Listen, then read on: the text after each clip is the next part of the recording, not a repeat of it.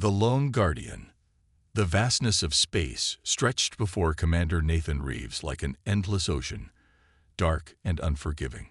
Standing on the bridge of the ECS Defiant, he watched the distant stars through the main viewport, each one a silent witness to the mission that lay ahead. The ship hummed beneath his feet, a living thing of metal and energy, carrying the weight of humanity's future within its sleek hull. "Status report," Reeves called, his voice calm despite the storm brewing in his chest. Lieutenant Sophia Chen glanced up from her console, her face illuminated by the blue glow of holographic displays. "All systems nominal, Commander. We're maintaining course toward the Helios boundary. ETA 4 hours." Reeves nodded, his weathered face betraying nothing of his inner turmoil. At 45, he had spent more than half his life among the stars, commanding vessels through asteroid fields and skirmishes with pirates. But this mission was different. This time, he was commanding the only ship Earth had sent to face an enemy armada that outnumbered them 50-1. One ship. It still didn't make sense. The doors to the bridge slid open with a soft hiss, and Dr. Eliza Wright stepped through, her movements precise and measured. As the ship's science officer and Reeves' longtime friend, she was one of the few people who could read the concern behind his stoic expression. "You should rest, Nathan," she said quietly, stopping beside him at the viewport. "The crew needs you sharp." "The crew needs answers," he replied, keeping his voice low enough that only she could hear. "And so do I. Why send just one ship, Eliza? The Council knows what we're up against. The Krell have been pushing at our borders for years, and now intelligence says they're coming with everything they have." Eliza's eyes, dark and knowing, held his gaze. "You know I was briefed separately. I can't discuss all the details yet." "Damn it, Eliza," Reeves hissed, frustration finally cracking his composed facade. "I'm commanding this mission. These people," he gestured to the bridge crew, each focused intently on their stations, "are trusting me with their lives. I need to know what we're really doing out here." Before Eliza could respond, the communications officer called out, "Commander, incoming transmission from Earth Command. Priority Alpha." Reeves straightened his uniform jacket. "Put it through to my ready room." He glanced at Eliza. "We'll continue this discussion later." In the privacy of his ready room, Reeves activated the secure channel. The holographic projection flickered to life, revealing the stern face of Admiral Helena Stark, her silver hair pulled back in a tight bun, her eyes sharp and unyielding. "Commander Reeves," she began without preamble, "I'm sending you the final authorization codes for Project Sentinel. Dr. Wright has been briefed on the technical aspects, but as of this transmission, you are cleared for full disclosure." Reeves leaned forward. "Admiral, with all due respect, my crew deserves to know why they're the only ones being sent to face the Krell." Admiral Stark's expression softened almost imperceptibly. "Nathan, I know this seems like madness, but believe me when I say that sending more ships would only increase our casualties without improving our chances. That doesn't make sense, Admiral." "It will." The Admiral's voice was firm. "The files are being transmitted now. Review them, brief your senior staff, and proceed as planned. The fate of Earth depends on the Defiant, Commander. On you." The transmission ended, leaving Reeves staring at the empty space where Admiral Stark's image had been. His console chimed, indicating the arrival of the classified files. As he began reviewing the documents, his eyes widened. Project Sentinel wasn't just a mission. It was a gamble so audacious that it bordered on insanity. Yet as he read further, a glimmer of understanding began to form. One ship, maybe it did make sense after all. 6 hours later, Reeves stood before his assembled senior staff in the Defiance conference room. The faces looking back at him ranged from confused to concerned. "I know you've all been wondering why Earth Command sent only the Defiant to face the Krell," he began, his voice steady. "I've been authorized to brief you on the full mission parameters." He activated the holographic projector in the center of the table, displaying a complex schematic of the Defiant. 3 months ago, a scientific expedition discovered an abandoned alien outpost in the Procyon system. The technology they found there was unlike anything we've encountered before. Not Krell, not from any species we know. Dr. Wright has been leading a team to integrate some of that technology into the Defiant. All eyes turned to Eliza, who nodded grimly. "What you're looking at," she explained, highlighting sections of the ship schematic, "is a quantum entanglement matrix that we've built into the Defiant's core systems. The aliens, whoever they were, had developed a way to project a quantum field that can destabilize matter at a subatomic level." Lieutenant Commander Marcus Jackson, the tactical officer, leaned forward. "You're saying we have some kind of super weapon?" "Not exactly," Reeves answered. "The technology doesn't work that way. It can't be used as a direct weapon, but it creates a very specific type of quantum disturbance that affects certain energy signatures." "The Krell ships," Sophia Chen said suddenly, understanding dawning on her face. "Their propulsion systems use quantum coherence to achieve faster-than-light travel." Eliza nodded. "Exactly. This technology creates a field that disrupts that coherence. In effect, it will render their drives inoperable within range of the field." Silence fell over the room as the implications sank in. "So we're bait," Jackson finally said, his voice tense. "We draw them in, activate this field, and trap them. And that's why we're alone," Chen added. "Any other ships would be caught in the same trap. We'd disable our own fleet." Reeves nodded. "The Defiant has been specially modified to operate within the field, but only one ship could be adapted in time. That's why we're here alone." "What about after we activate the field?" asked Lieutenant Patel, the young navigation officer. "The Krell ships will be stranded, but so will we, surrounded by enemy vessels with working weapon systems." Reeves met their gazes one by one. "That's where the second part of our mission comes in. Once their fleet is immobilized, we deploy these." The hologram shifted to display a series of small drone-like devices. "Quantum tether drones," Eliza explained. "They'll attach to the Krell ships and extend our field, creating a network that will allow us to control which ships can and cannot move. We'll essentially hold their entire fleet hostage and force a negotiation," Reeves concluded.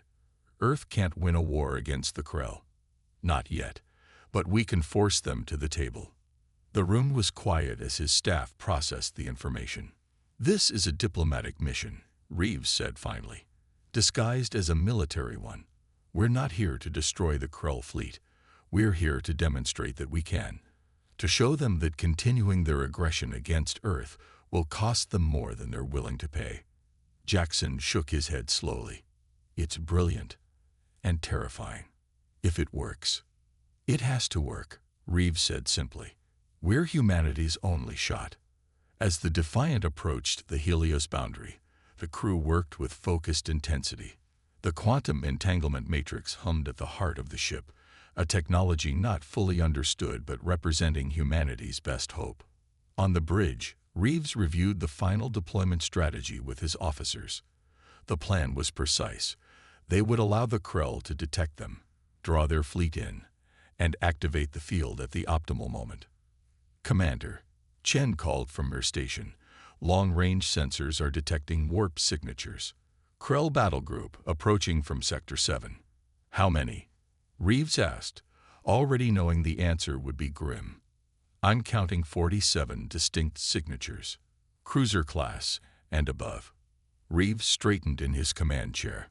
"Battle stations. Lieutenant Patel, hold position at the edge of the boundary. Let them come to us." The red alert klaxon sounded throughout the ship, and crew members rushed to their positions. On the main screen, the first of the Krell ships began to appear, massive, angular vessels with protruding weapon arrays, their hulls a mottled gray-green that seemed to absorb the light of nearby stars. "They're scanning us," Chen reported. "They've definitely spotted us." "Good," Reeves said quietly. "Let them wonder why we're alone." The minutes stretched as the Krell fleet approached, spreading out in a classic encirclement pattern. Reeves watched calmly, waiting for them to commit fully to the trap. "Sir," Jackson called from tactical. They're moving into attack formation. Weapons systems powering up across their fleet. Hold position, Reeves ordered. Dr. Wright. Status of the quantum matrix. Elisa's fingers flew across her console. Matrix at full capacity. Field generators aligned and ready. They're hailing us, Chen announced, surprise evident in her voice. Reeves raised an eyebrow. That's unexpected. Put it through. The main screen flickered, and the image of a Krell commander appeared. The alien's reptilian features were accentuated by a series of ridges along its skull, its vertical pupils narrowing as it regarded the humans. Earth vessel, the Krell commander hissed, its words translated by the ship's computer. You faced the might of the Krell hegemony alone. Surrender now, and your crew will be spared. Resist, and you will be destroyed. Reeves stood, facing the screen with quiet confidence. This is Commander Nathan Reeves of the Earth Coalition ship Defiant. We do not recognize Krell authority in this sector, and we will not surrender. The Krell commander's mouth twisted in what might have been amusement. One ship against our fleet. Your species' arrogance is legendary, human, but this is beyond even your usual foolishness. Perhaps, Reeves replied calmly, or perhaps you should ask yourself why we came alone. Uncertainty flickered across the Krell's alien features before it regained its composure. It does not matter. Your ship will be destroyed, and the Krell will continue our advance to your homeworld. I don't think so, Reeves said. In fact, I believe this is where your advance ends. He made a subtle gesture to Jackson, who nodded in return. You have 1 minute to withdraw from this sector, Reeves told the Krell commander, his voice steady and confident. After that, we will take action to defend Earth space. The Krell commander's laughter was a harsh, grating sound. Your courage is admirable, but misplaced. Goodbye, Commander Reeves. As the transmission ended, the bridge crew looked to Reeves, waiting for his command. They're powering weapons across the fleet, Jackson reported. Multiple targeting locks detected. Reeves took a deep breath, the weight of humanity's future heavy on his shoulders. Dr. Wright, prepare to activate the quantum field on my mark. Elisa's hands hovered over her console. Ready, Commander. The Krell ships closed in, their weapons arrays glowing with building energy. Now, Doctor, Reeves ordered. Activate the field. As Elisa's fingers pressed the command sequence, the Defiant shuddered slightly, and a wave of invisible energy expanded outward from the ship, racing toward the approaching Krell fleet. The trap was sprung. Now they would see if humanity's gamble would pay off, or if the lone ship had just signed its own death warrant. The human variable. Aboard the Krell flagship Dominance, Admiral Sorex watched with growing confusion as the lone human vessel held its position. His segmented carapace shifted slightly as he leaned forward in his command chair, vertical pupils narrowing to thin slits.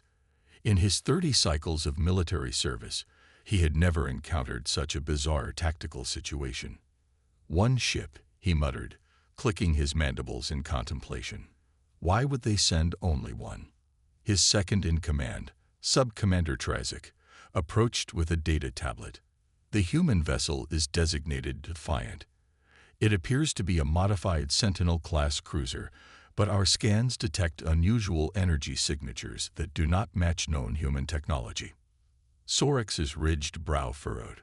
The humans were technologically inferior to the Krell hegemony. That was an established fact. Yet they were also unpredictable, innovative in ways that sometimes defied conventional military logic. A trap, Sorex decided. It must be. But what kind? He tapped his clawed fingers against the armrest. Order the fleet to maintain distance. Full power to forward shields. Let us see what game these humans are playing. But before Trazik could relay the orders, a ripple of energy washed over the Krell fleet, invisible to the eye, but immediately apparent as ship after ship reported drive system failures. Warning klaxons blared across the bridge of the Dominance, and emergency lights bathed the command center in pulsing red. Status reports flooded in from across the fleet, all reporting the same critical failure. "What is happening?" Sorex demanded, rising to his full height. The chief engineer's voice crackled over the comm, strained and confused. "Admiral, the quantum coherence field has collapsed. Our drive systems are offline. All of them. We're adrift." Sorex turned to the view screen, watching as the human ship, perfectly operational, began to move. Not retreating, as would be logical when facing a superior force, but maneuvering deliberately through the now immobilized Krell formation. "Weapons status," Sorex snapped. "Operational, Admiral," Trazik reported. "Whatever affected our drives has not compromised our defensive or offensive capabilities." "Then target that ship and destroy it," Sorex commanded, his patience evaporating like water on hot stone. The tactical officer worked his console with practiced efficiency. Targeting solution acquired. Firing main batteries. Energy beams lanced out from the Dominance, streaking toward the Defiant, only to pass harmlessly through empty space as the human vessel executed an impossible maneuver, seeming to shift position faster than the Krell weapons could track. "How did they?" Trazik began, but was interrupted as the tactical officer reported. "Admiral, the human ship is launching objects, small, drone-like devices. They're moving toward our vessels." Sorex watched, muscles tense, as the view screen showed dozens of tiny objects streaming from the Defiant, each heading toward a different Krell ship. "Shoot them down," he ordered. The Krell fleet responded, point defense systems firing in synchronized precision. But for every drone they destroyed, 3 more seemed to slip through, attaching themselves to Krell hulls. On the bridge of the Defiant, Commander Reeves observed the deployment of the quantum tether drones with carefully measured satisfaction. The first phase had worked perfectly. The Krell fleet was immobilized, their quantum drives disrupted by the alien technology integrated into his ship. Drones at 30% deployment. Lieutenant Jackson reported from Tactical. The Krell are adapting their defense patterns. Effectiveness of deployment dropping. Reeves nodded. They had anticipated this. "Dr. Wright, initiate Phase 2. Eliza's fingers danced across her console. "Activating quantum synchronization. Linking drone network. Now." Throughout the Krell fleet, the attached drones pulsed with energy, creating a web of quantum entanglement that connected each affected ship to the Defiant's control systems. First wave synchronized, Eliza confirmed. "We have control of 17 Krell vessels." "Demonstrate," Reeves ordered calmly. With a few commands, Eliza selected one of the smaller Krell vessels on the periphery of their formation. The quantum field around it shifted, allowing its drives to reactivate, but under the Defiant's control rather than its Krell crew. The ship began to move, slowly and deliberately, separating from the fleet and positioning itself directly between the Dominance and the Defiant. "They'll understand the message," Reeves said quietly. "Lieutenant Chen, open a channel to the Krell flagship." On the Dominance, Admiral Sorex watched in disbelief as one of his own cruisers moved into position, its weapon systems powered down, effectively becoming a shield for the human vessel. "Impossible," he whispered. Then, louder, "How are they controlling our ships?" "Admiral," the communications officer called, "the human vessel is hailing us." Sorex straightened his posture, drawing himself up to his full impressive height. He would not show weakness before these humans. "Put it through." Commander Reeves appeared on screen, his expression calm and measured. "Admiral Sorex, I presume. I believe we have your attention now. What have you done to my fleet?" Sorex demanded, mandibles clicking in agitation. "We've demonstrated a capability," Reeves replied simply. "One that renders your numerical advantage meaningless. We control which of your ships can move and which cannot. At this moment, we could pilot your entire fleet back to Krell space, or into the nearest star. The choice of outcome now depends on your willingness to negotiate." Sorex's eyes narrowed. This is some form of trickery. No human technology could achieve this. "You're right," Reeves acknowledged. "It's not human technology. but we've adapted it for our purposes, just as we've adapted to every threat the Krell have presented. That's what humans do, Admiral. We adapt. We find solutions where others see only obstacles." He paused, allowing his words to sink in. "I'm transmitting coordinates for a neutral location where representatives from Earth and the Krell hegemony can meet to discuss terms for a lasting peace. In the meantime, as a gesture of good faith, we'll release control of 3 of your vessels, enough to escort your flagship to the meeting point." Sorex was silent for a long moment, the implications spinning through his tactical mind. The humans had outmaneuvered the Krell not through superior firepower or numbers, but through innovation, turning a single ship into a force capable of neutralizing an entire fleet. "And if I refuse?"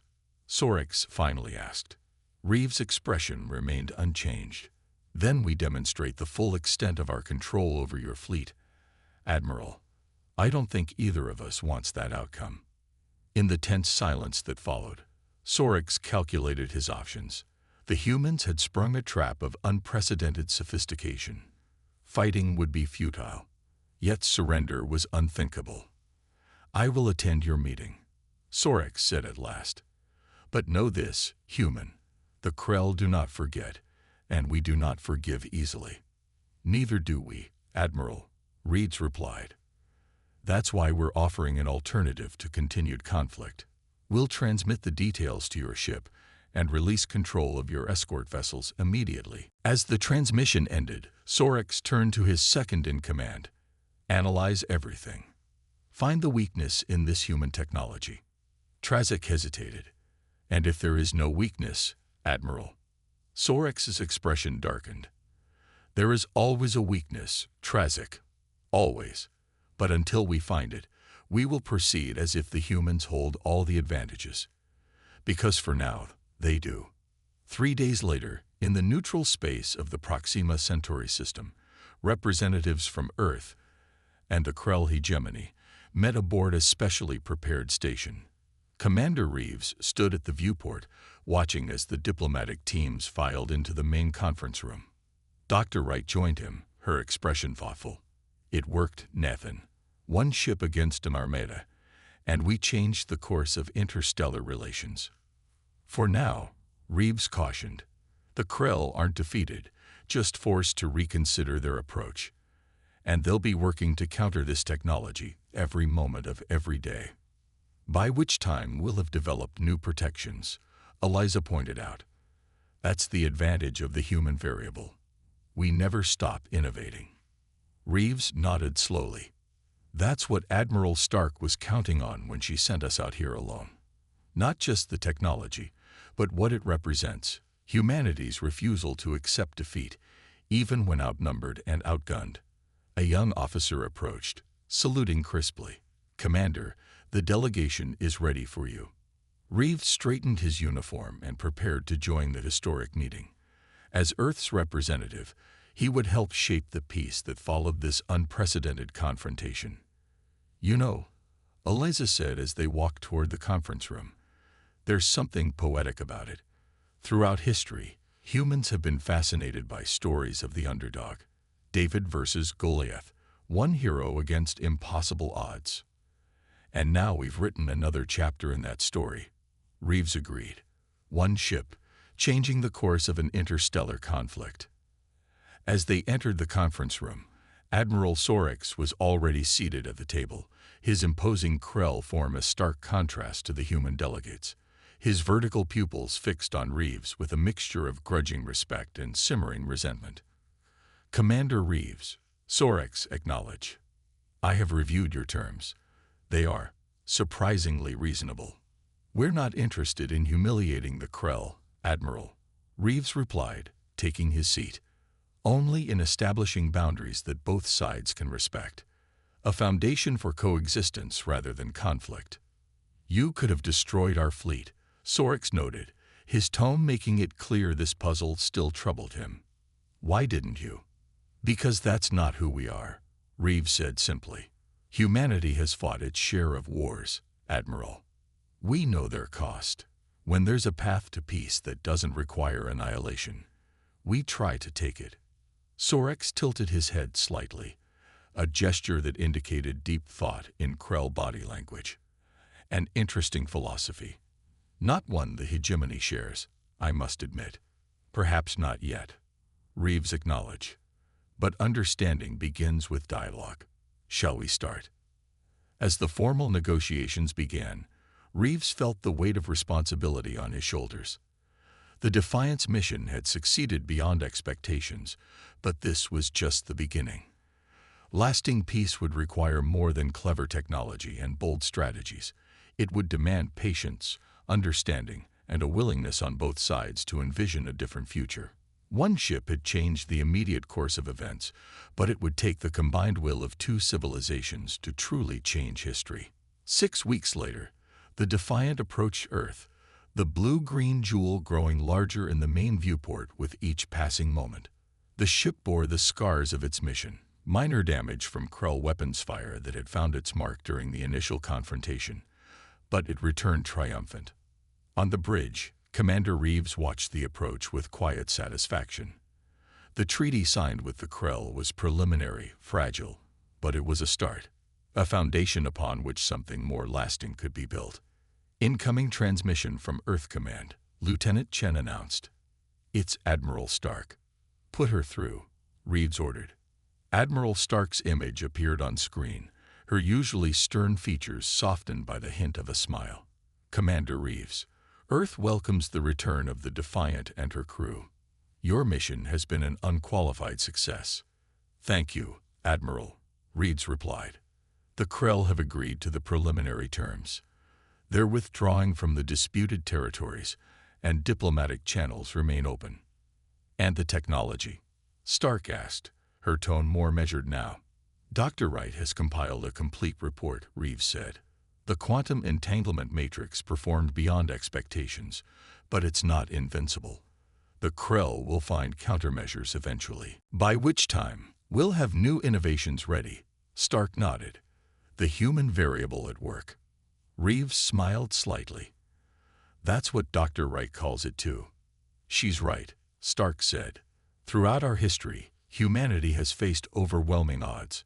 We've survived not because we were the strongest or the most numerous, but because we adapt, we innovate, we find solutions where others see only problems."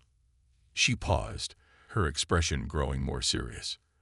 The Defiant demonstrated that to the Krell in a way they couldn't ignore. "One ship, Commander. That's all it took to change the equation. One ship with the right technology." "Admiral," Reeves corrected gently. "And a crew willing to face impossible odds." "Indeed," Stark acknowledged.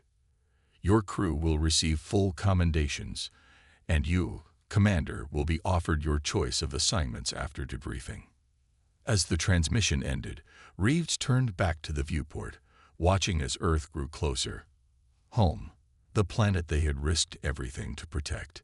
"You know," Eliza said, joining him at the viewport, "when they first told me about this mission, one ship against an Armada, I thought they'd lost their minds." Reeves chuckled. "So did I. But it worked," she continued, wonder still evident in her voice. "We actually pulled it off." "We did," Reeves agreed. "And in doing so, we wrote a new chapter in humanity's story. Not about overwhelming force, but about finding the right solution, the unexpected approach." As the Defiant slipped into Earth orbit, Reeves thought about the message they had sent to the Krell, and to any other species watching from the cosmic shadows. Humanity might not be the most powerful civilization in the galaxy, but they were perhaps the most unpredictable, the most adaptable. One ship had been enough this time, and if threatened again, humanity would find another way, another innovation, another solution that defied conventional expectation. That was the human variable, the capacity to rewrite the rules of engagement when the odds seemed impossible. And as long as that spark of ingenuity continued to burn, humanity would never truly stand alone, even when represented by a single ship against the stars.